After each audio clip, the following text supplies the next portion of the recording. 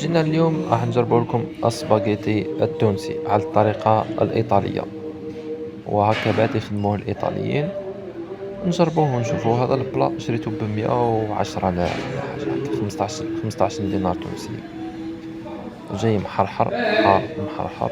اللحم تاعو طايب بالزبدة. نزيدو نجربو تراه الذوق والمذاق ونشوفو. بسم الله. أول حاجة يجي حار حار حار ومداوي بليزيبيس ما شاء الله، ويجي أحمر بالصوص الحمراء. سباغيتي نعطيه داخل 10/10. اللحم يعني طايب طايب زبدة.